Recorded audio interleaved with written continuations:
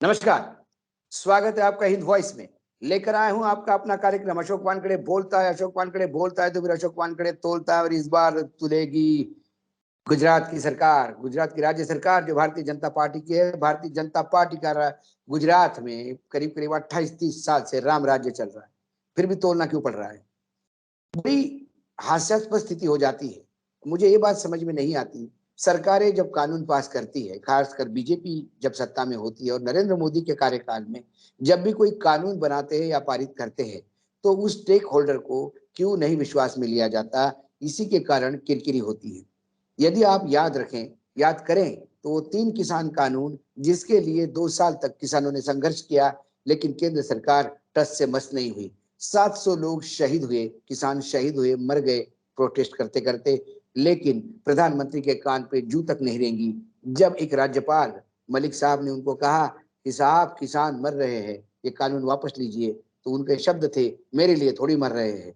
लेकिन इस देश में ये हालत और ये स्थिति किसानों की है। लेकिन भला हो उत्तर प्रदेश के चुनाव का। जैसे उत्तर प्रदेश के चुनाव नजदीक आ गए, सरकार के पेट में दर्द होने लगा, हाथ पैर फूल गए और आनन फानन में तीनों कानून वापस लिए।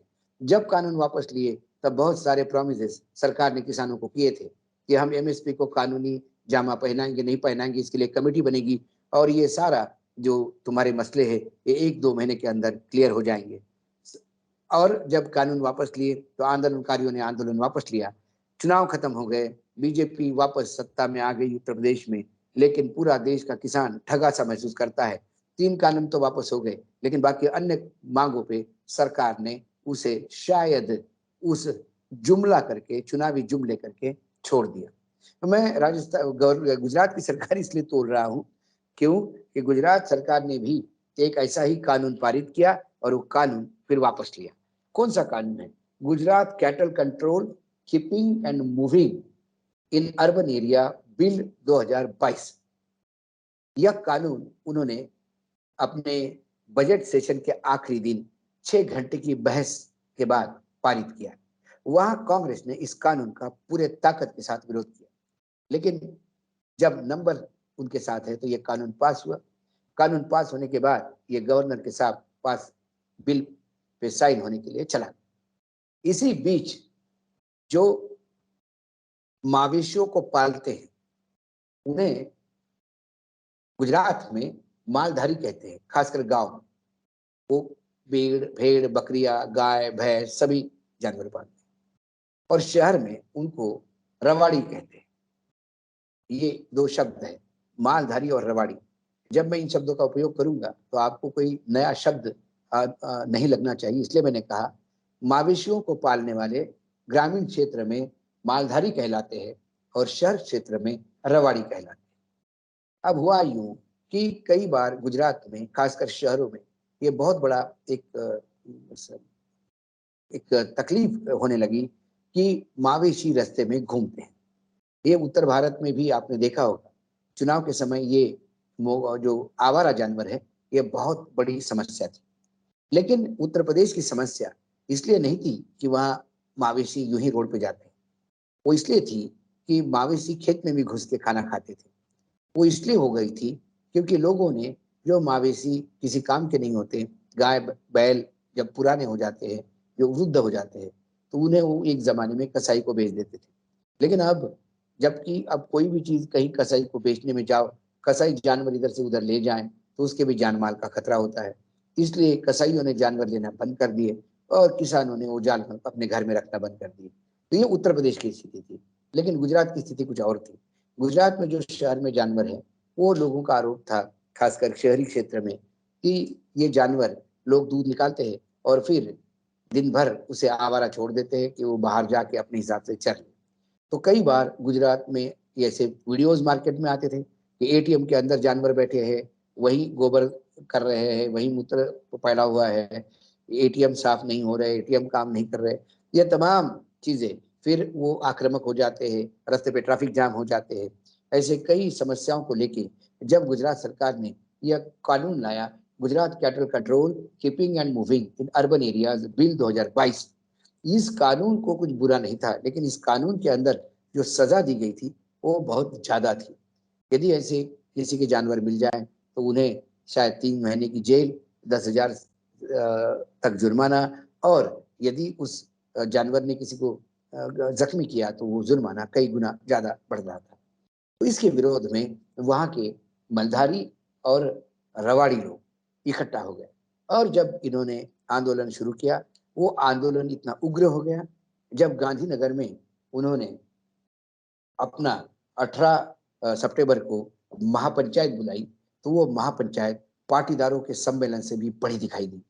और जब वहां लोगों ने हुंकार भरा और उन रवाड़ियों ने ये बोल दिया कि ये डबल इंजन की सरकार में से हम चाहे तो एक इंजन को बंद भी कर सकते हैं।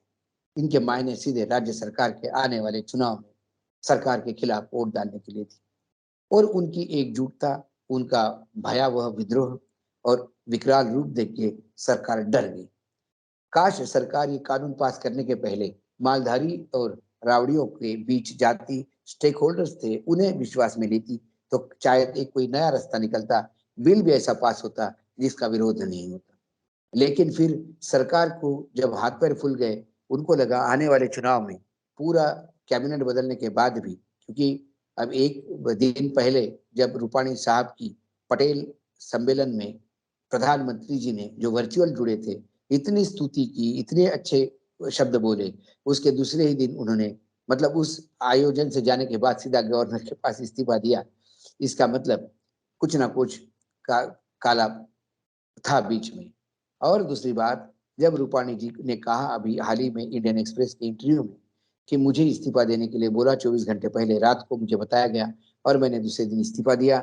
ना मैंने पूछा क्यों मांगा, ना उन्होंने बताया क्यों लिया, क्योंकि मैं एक सिपाही हूँ। लेकिन वो भी जानते थे कि उनका इस्तीफा क्यों लिया गया। उनके ऊपर आर्थिक भ्रष्टाचार की बहुत खबरें केंद्र तक पहुंच गई थी। संगठन के लोग बहुत नाराज थे। जो पैसे के खेल घालमेल हो रहा था, उससे केंद्रीय नेतृत्व भी नाराज था, पार्टी भी बदनाम हो रही थी, सरकार भी बदनाम हो रही थी, इसलिए उनको निकाला गया। ये वो भी जानते थे, इसलिए उन्होंने पूछा नहीं। और जब उन्होंने पूछा नहीं तो शायद आला कमान जो बीजेपी की है उन्होंने बताया। लेकिन जब ये स्थिति सरकार की है, वहां पे पूरी सरकार बदलनी पड़ रही है, क्योंकि कहीं ना कहीं एंटी इनकम्बेंसी का डर है। वहां भ्रष्टाचार के मामले बहुत है, बहुत सारी चीजें हैं जिसको आम आदमी पार्टी दिन ब दिन उजागर कर रही है। वहाँ कांग्रेस मरी हुई हालत में भी उसका ग्रामीण क्षेत्र में वजूद है। शहरी क्षेत्र में जहाँ बीजेपी अपना ही वोट बैंक समझती थी, वहाँ आम आदमी ने हंगामा मचाने से बीजेपी बहुत कॉशियस हो गई है। गुजरात का चुनाव जीतना ये भारतीय जनता पार्टी के लिए बहुत जबरदस्त तरीके से जरूरी हो गया है, क्योंकि यदि गुजरात में हार जाते हैं तो जो पूरे देश पे का राज करने वाले ये जो दो गुजराती है, नरेंद्र मोदी जी और अमित शाह, इन्हें कहीं ना कहीं पार्टी में भी चेहरा दिखाने की स्थिति बहुत गंभीर हो जाएगी और वो जवाबदेही भी उनकी बनेगी। ऐसे में उन्होंने कोई रिस्क नहीं लेते हुए सीधा ये कानून वापस करने का प्रयास किया। उसमें जो गवर्नर साहब थे, आचार्य जी, वहाँ गवर्नर भी आचार्य है, स्पीकर भी शायद आचार्य है। उसके बाद जिस दिन ये आंदोलन हुआ, महापंचायत हुई सितंबर 18 को, दूसरे ही दिन गवर्नर साहब जो राज्यपाल महोदय है, आचार्य देवव्रत, उन्होंने ये बिल वापस भेज दिया बिना साइन करने। जब स्पीकर निमाबेन आचार्य, उन्होंने जब इस स्पीकर की इस संदेश को देखा कि मैं बिल वापस कर रहा हूं, क्योंकि मेरे पास गवर्नर हाउस में कई टाइप के प्रस्ताव आए, खासकर मालधारी से, रावड़ियों से, कि ये बिल उनके लिए ठीक नहीं है, देश के राज्य के हित में नहीं है, तो इसको फिर से कंसिडर किया जाए। जैसे ही उन्होंने ये बात कही, उसके बाद एक विनोद मोरडिया करके मंत्री थे, उन्होंने प्रस्ताव रखा कि ये बिल हम वापस लेते हैं। सर्वसम्मति से पास हुआ, क्योंकि इस बिल के विरोध में कांग्रेस थी। तो जब बिल वापस हो रहा है तो कांग्रेस ने समर्थन दिया। तो ये जो बताया दिखती है स्थिति, ये स्थिति दिखती है कि जब आप 2% शायद 3% वोट बैंक होगा इन मालधारी या रवाड़ियों का, लेकिन इसको डर से, क्योंकि आपको 1% का भी वोट बैंक ये है। लेकिन अब सवाल गुजरात में लोग उठा रहे हैं। सरकार ने इस महापंचायत को देखकर, इसका उग्र रूप देखकर डर गई, और सरकार को लगा कहीं वाकई हमारा एक इंजन ही उखाड़ के फेंके नहीं। इसलिए सरकार ने अपना चुनावी गणित संभालने के लिए ये कानून वापस कर दिया। लेकिन फिर शहर में जो प्रकोप है इन जानवरों का, आवारा जानवरों का, उसका कौन देखेगा? क्योंकि शहर पे जो ये ढोल टीम होती है, ढोल टीम गुजरात में उसको कहते हैं कि जो जानवरों को पकड़ने के लिए उसमें पुलिस होती है, कुछ नगर निगम के लोग होते हैं, कुछ वो पशु डिपार्टमेंट के लोग होते हैं। ये पशु को पकड़ कर एक एक पशुवाड़ा होता है जिसको पांजरपोड़ा भी बोलते हैं मराठी में, गुजराती में भी पांजरपोड़ा बोलते हैं। उस बाड़े में जानवरों को रखा जाता है, फिर जानवर के मालिक आते हैं, उससे जो खर्चा होता है उस जानवरों का वो उठाया जाता है। ये वैसा ही है जैसे शहर में इलीगल पार्किंग से गाड़ी उठाई जाती है, फिर उठाने के और उस चार्जेस देने पड़ते हैं, फाइन देनी पड़ती है, वैसा ही इन जानवरों के प्रति है। तो कई बार ऐसा होता है कि जानवर पकड़ने के लिए जो टीम जाती है, वो मार खा के वापस आती है, क्योंकि जो रेवाड़ी है, वो एकदम आक्रामक होके अपने पशुओं को छुड़ा लेते हैं। इन तमाम जो समस्या है पशुओं की, वो जस-से-तस रह गई है और भारतीय जनता पार्टी की सरकार ने ये बता दिया कि शहर के लोग जाएँगे कहाँ? हमारे बगैर किसको वोट देंगे? वो तो हमारी अपनी वोट बैंक है। लेकिन यदि आपकी अपनी वोट बैंक है, तो उनकी तरफ देखने की भी ज़रूरत है।